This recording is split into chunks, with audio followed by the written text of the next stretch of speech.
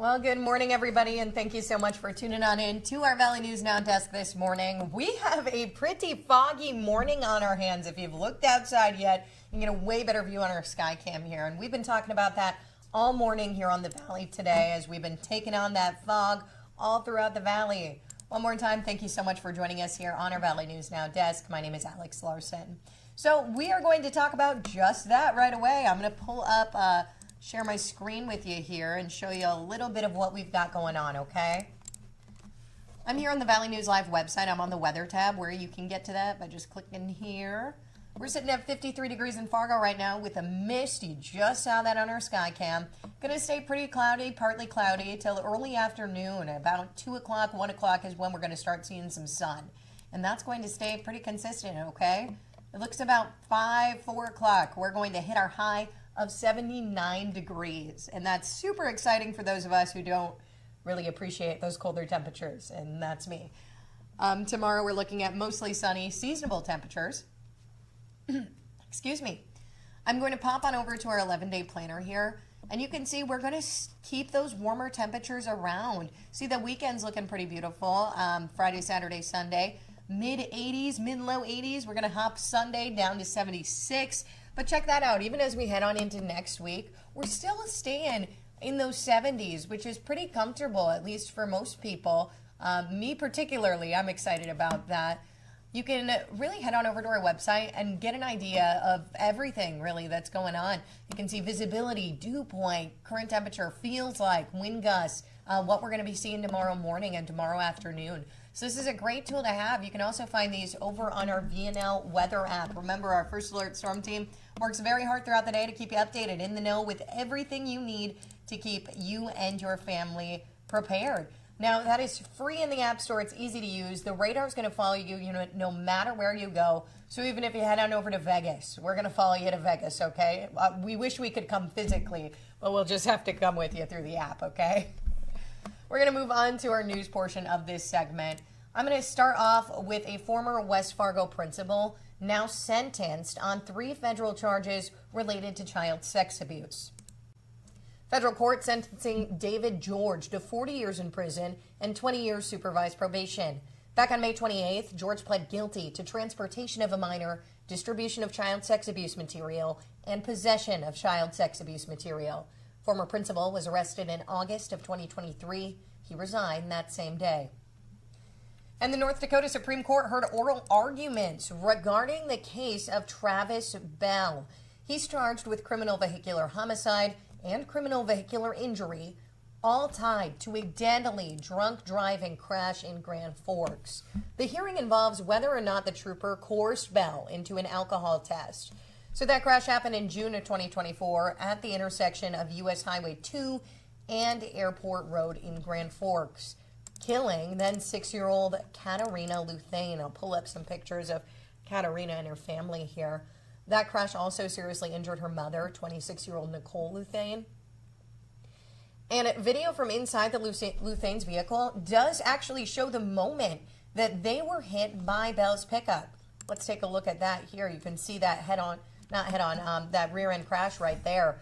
Nicole Luthane releasing that video earlier this year to better show how Bell did not even appear to slow down at that red light. Now, we don't really have any word right now on how long the court's going to take to decide before making a judgment. Bell's state trial was actually supposed to start last month, but it is currently on hold while they await a Supreme Court decision. And do you remember this man? This is 37-year-old Joseph Manitowabi. He was arrested back in June, accused of assaulting 3 Fargo police officers in downtown. You're probably familiar with the video that went viral on social media. Now, yesterday, Manitowabi changed his plea to all 6 charges, and that included assaulting a peace officer.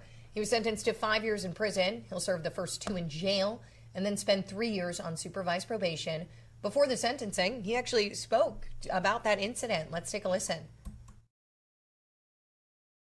I'd like to say I'm really sorry about the whole thing. I just didn't understand why they're putting their hands on me, and I thought I was in the right to defend myself because they were putting their hands all over me for no reason. I was walking on the road, and I thought I had the right to defend myself, and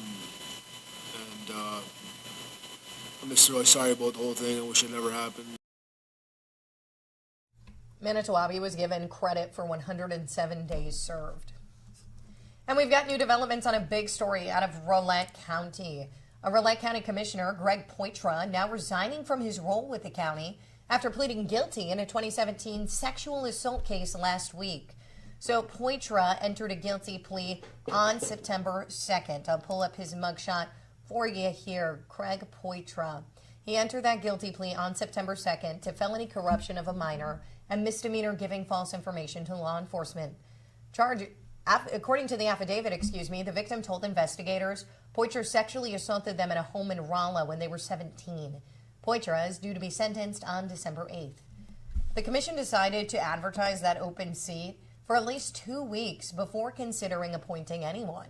Whoever is picked will serve through next November. And we're still waiting to learn what led to an aggravated assault incident on Friday that prompted a 2-day search for an attempted murder suspect. According to Fargo police, this woman, 23-year-old Lena De Oliveira, was involved in an aggravated assault around 5:30 Friday morning in the 700 block of College Street North. Police found a man with significant injuries and say the two know each other. De Oliveira was found and arrested in Moorhead Sunday morning. She's being held in Clay County, awaiting extradition to Cass County. And we're going to know a lot more once those charging documents are filed here in a few days, and we will be sure to update you as soon as that comes in.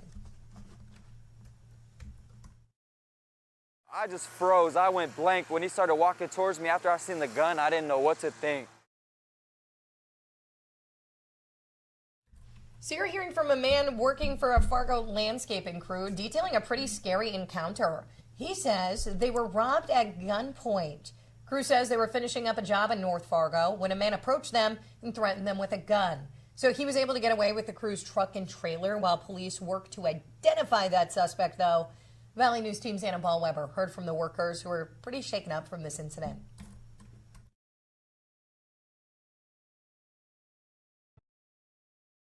I don't know why you would need to pull a gun on anyone.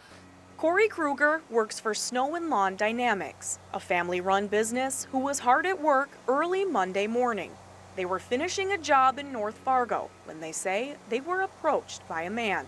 He's by the driver door, and he went like this, and he pulled out a gun, and he's like, I'm gonna just take the truck. He's like, just disconnect the trailer, and it'll all be good. He says the man pulled out a gun before hopping into the driver's seat.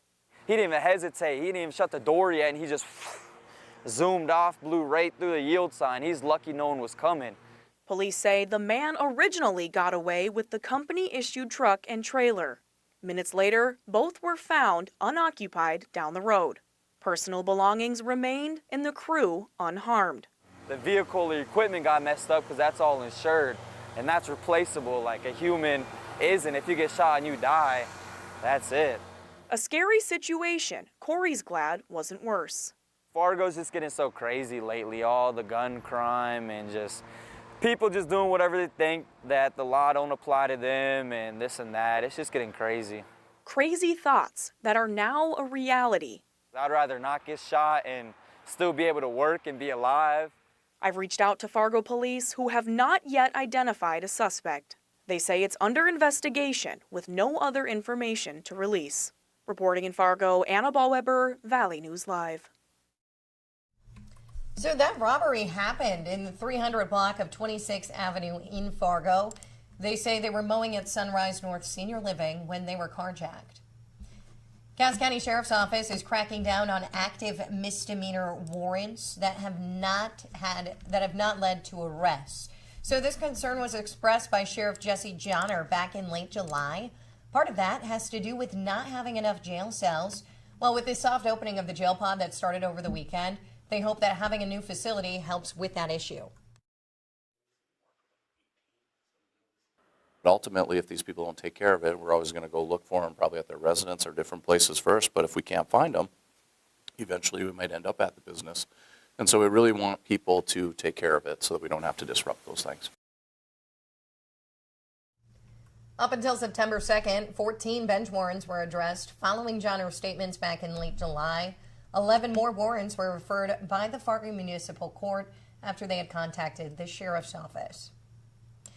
And I want to send you off with some good news here. This is not your typical school assembly at Fargo South High yesterday.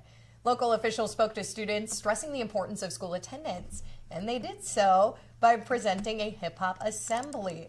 So this was provided by Hip Hop and Hope, a nonprofit organization, as they collaborated with another nonprofit organization, Communities in Schools, to celebrate Attendance Awareness Month. Faculty say the performance is a way of connecting with students in order to get their message across.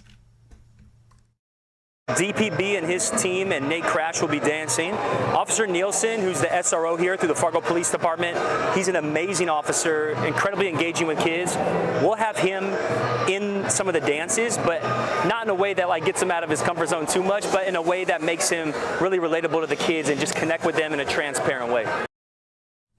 The assembly consisted of challenges and dances that students participated in. Hip Hop and Hope team members also joining students for lunch to have another chance to connect with them.